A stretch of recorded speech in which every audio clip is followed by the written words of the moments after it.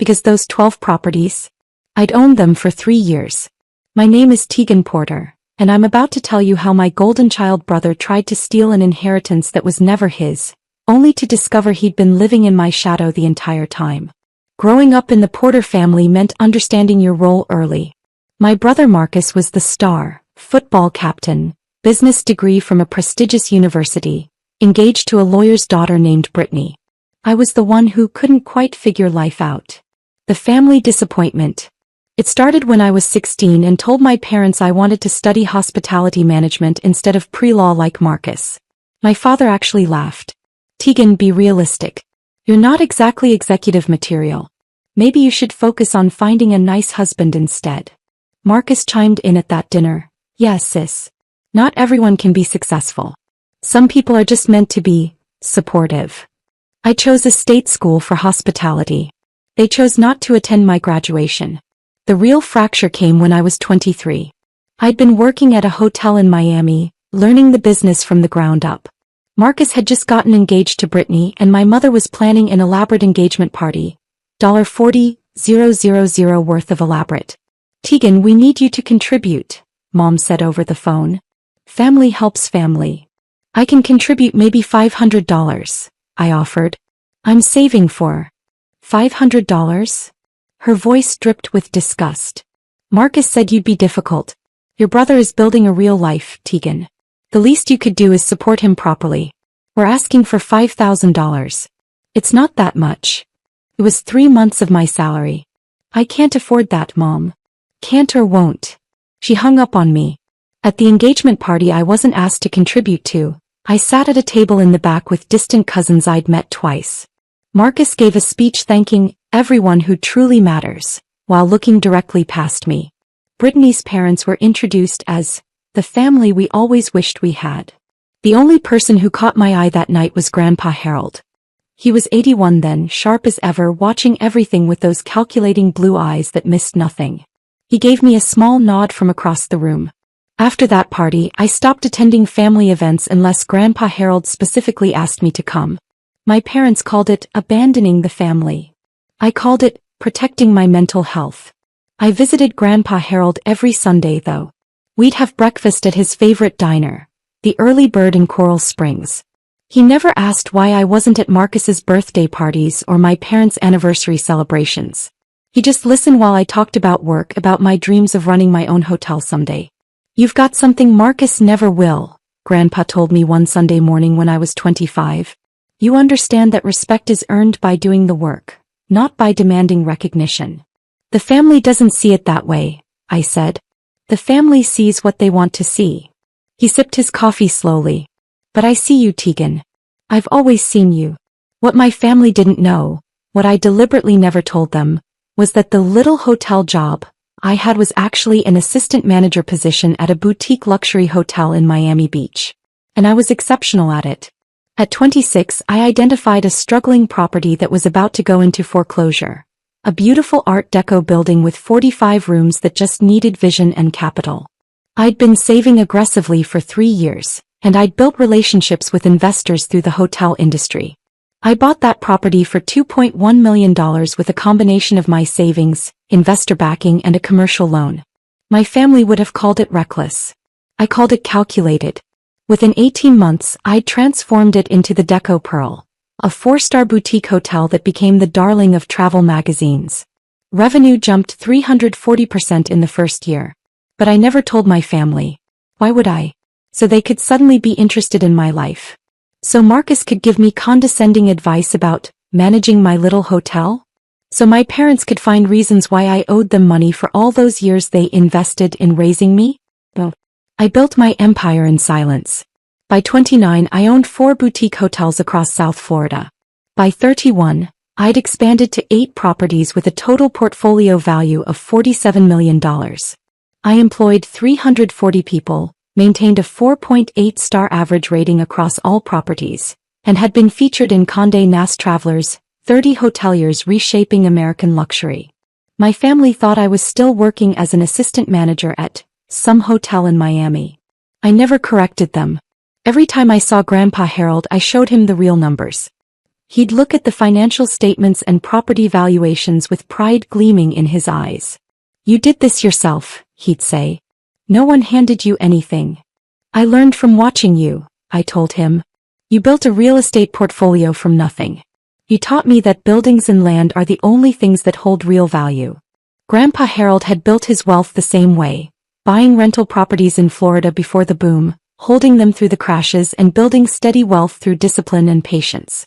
By the time I was 32, he owned 12 single-family rental homes across Fort Lauderdale and Coral Springs, worth approximately $5.8 million total. Marcus, meanwhile, was working as a regional sales manager at a medical supply company. Good job. Decent salary. Nothing extraordinary. But in our family he was still the golden child because he had a traditional career, and was married with 2 children. At Sunday breakfast 3 months before Grandpa Harold died, he slid an envelope across the table. "What's this?" I asked. "Legal documents. I'm updating my will. I want you to know what's coming." "Grandpa, we don't need to talk about." "We do." His voice was firm. "Because I know what Marcus and your parents expect. And I know what you've built without expecting anything from anyone. Open it." Inside was a copy of his new will. The 12 rental properties were left to me. All of them. To Marcus he'd left $50,000 cash in his car. To my parents, cherished personal items and $25,000 each. "Grandpa, this is going to cause problems," I said quietly. "Good. Let it cause problems. You're the one who visits. You're the one who calls. You're the one who built something real without asking me for a dime, even though you knew I'd have given it to you." He reached across the table and squeezed my hand. "They're going to be angry, Tegan. But you've earned this and you're strong enough to handle their anger." He died 6 weeks later. Heart attack in his sleep. Peaceful, the doctor said. The family immediately assumed Marcus would inherit the rental portfolio. No one even asked me. They just assumed. The will reading was scheduled for 2 weeks after the funeral, held at Sherman and Associates, the law firm that had handled Grandpa Harold's affairs for 30 years. I arrived 10 minutes early, wearing a navy suit I'd purchased for a hotel industry conference. My mother looked me up and down with barely concealed disdain. "Tegan, you came." She said it like she was surprised I'd shown up to my own grandfather's will reading. Of course I came. Marcus walked in with Brittany, both dressed like they were attending a board meeting. He clapped me on the shoulder hard enough to make it condescending.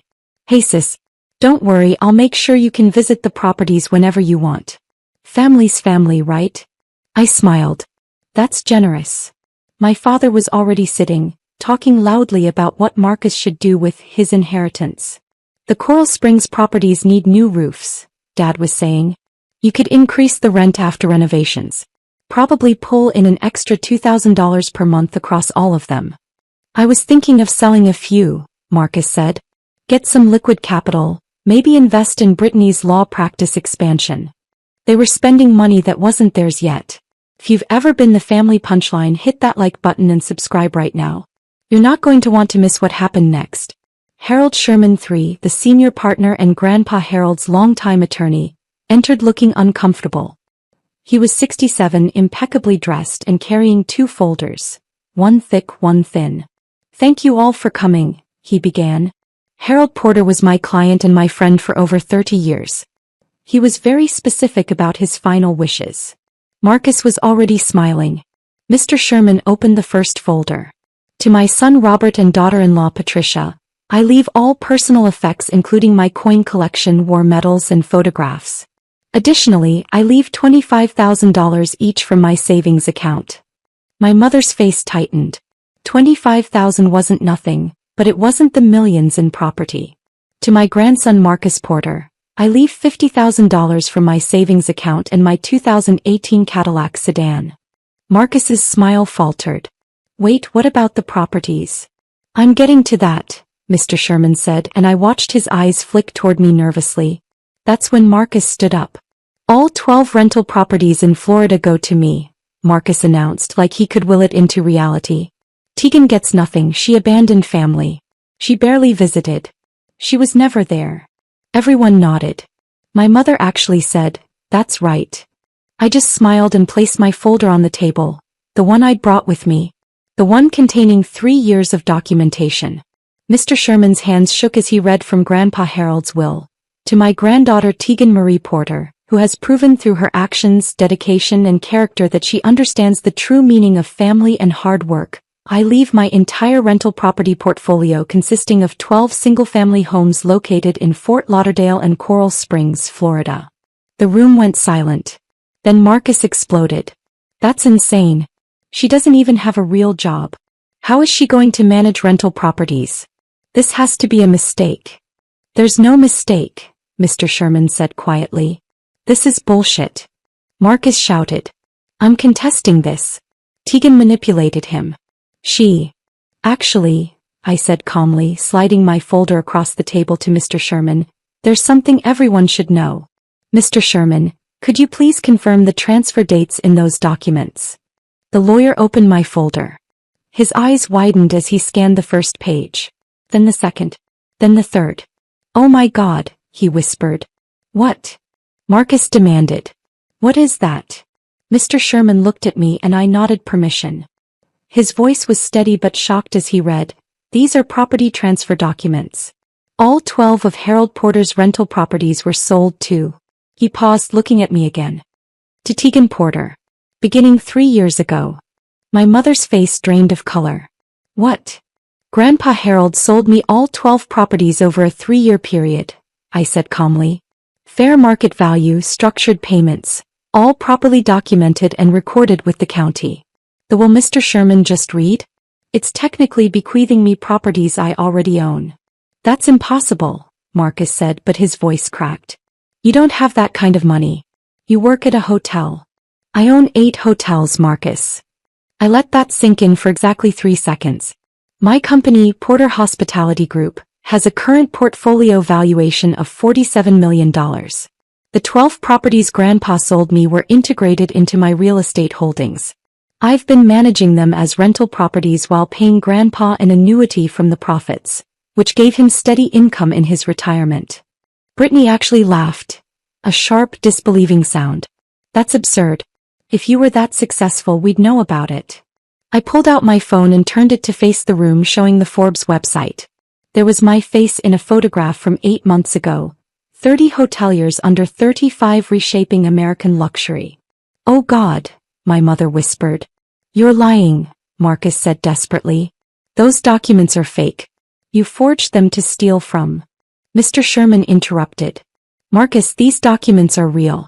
They were properly notarized, recorded, and filed.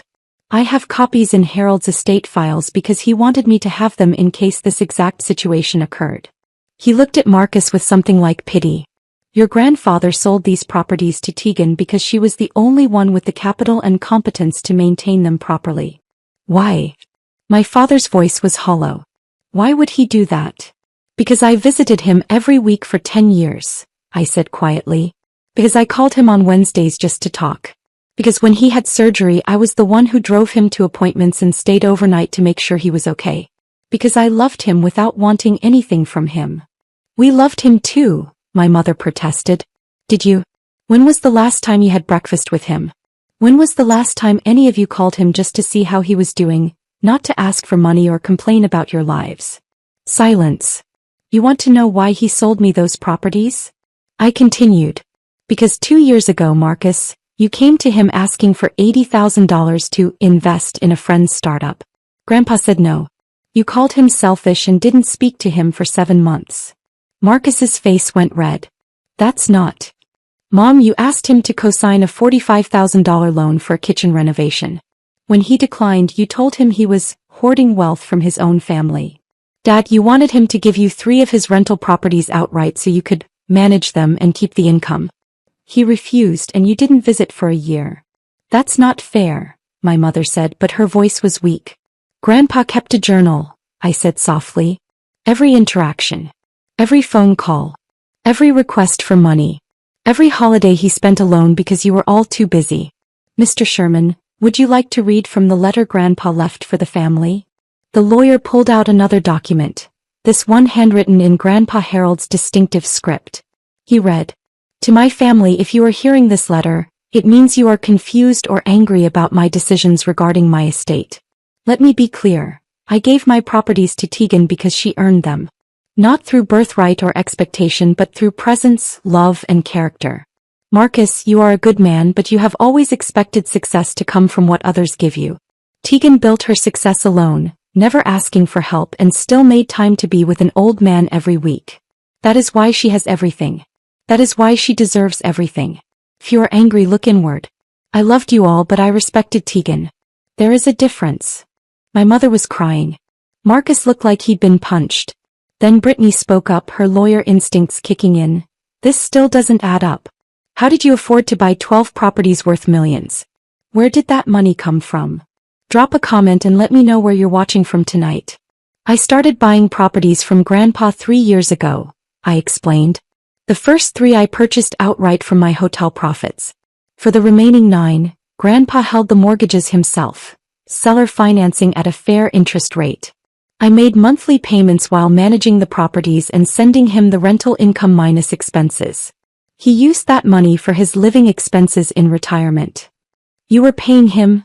My father asked, stunned. Every month.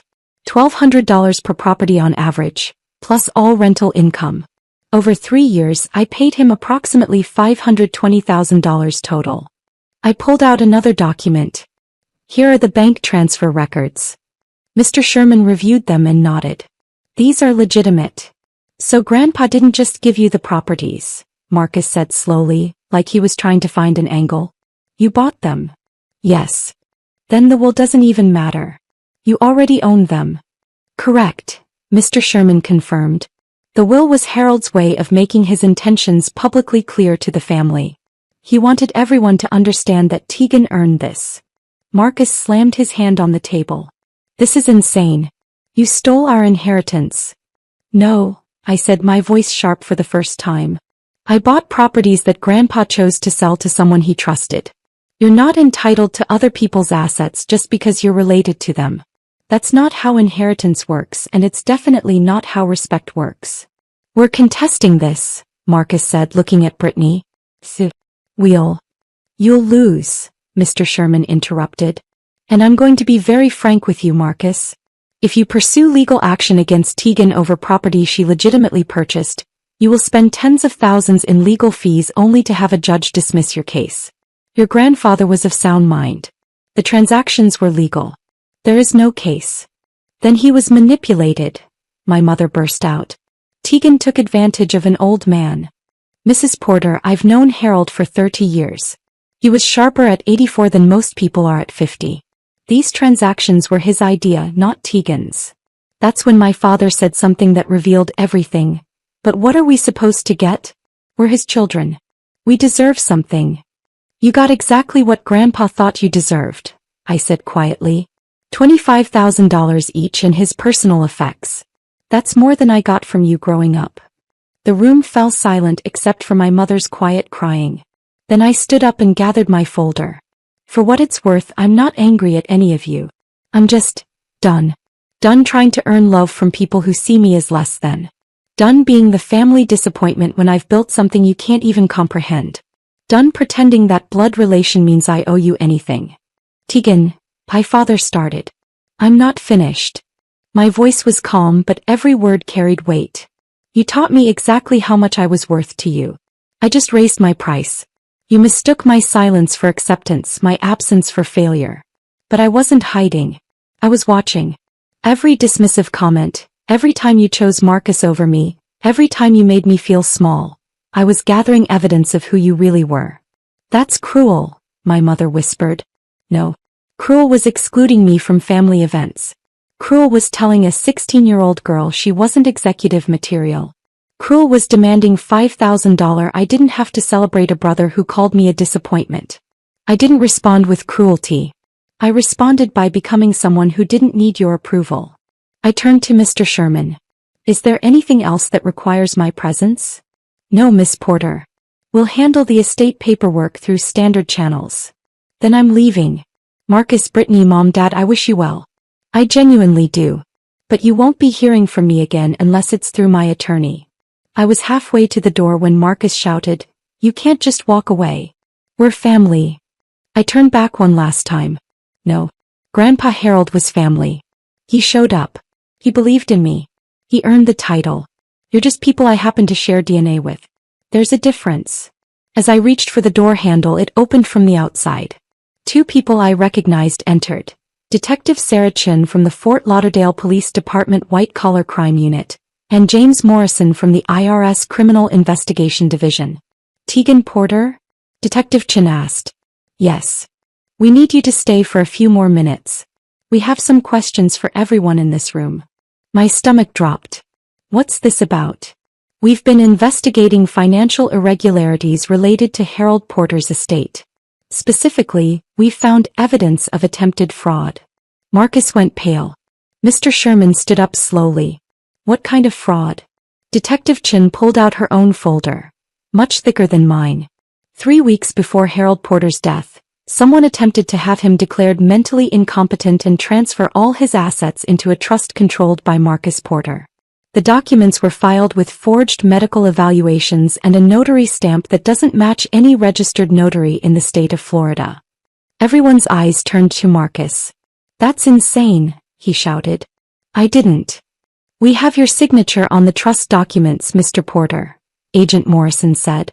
We also have email correspondence between you and someone calling themselves Dr. Rebecca Hamilton, discussing payment for medical evaluation letters declaring your grandfather incompetent. Rebecca is Brittany's paralegal, I said quietly, the pieces clicking together. Brittany stood up so fast her chair fell backward. I had nothing to do with this. Marcus, what did you do? We have your work email address in the correspondence chain, Mrs. Porter, Detective Chin said. The emails were sent from your law firm's server. I want a lawyer, Marcus said, his voice shaking. You married one, I said, but there was no satisfaction in it. Just sadness. Detective Chin continued. We're also investigating a series of unauthorized withdrawals from Harold Porter's bank accounts in the 6 months before his death. Approximately $47,000 was transferred to accounts belonging to Marcus Porter and Robert Porter. My father's face went gray. Those were loans. Dad said I could borrow. We have the bank records, Agent Morrison interrupted. Harold Porter reported these transfers as unauthorized to his bank 2 weeks before he died. He filed a formal complaint. Oh my God, Mr. Sherman whispered. That's why he called me.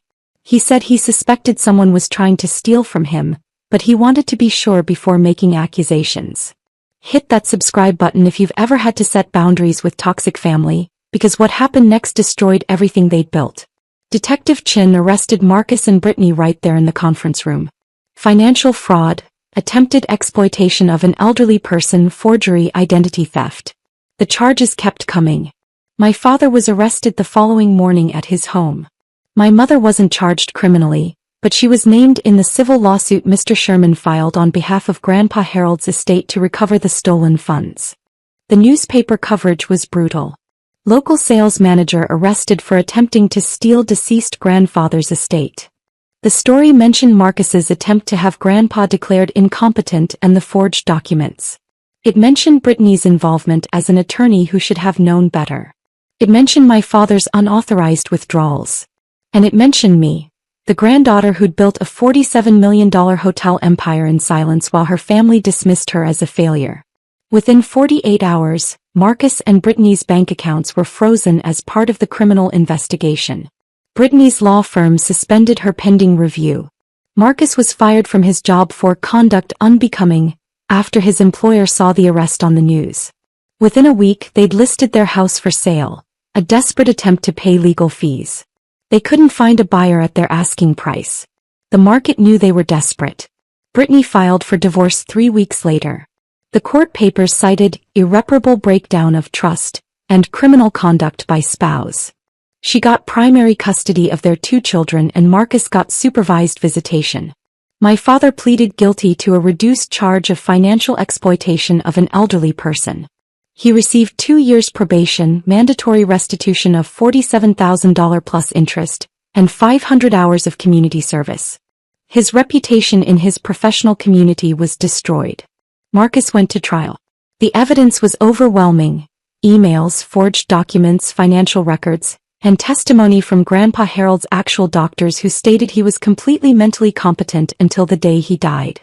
Marcus was convicted on 6 counts including fraud, forgery, and attempted theft.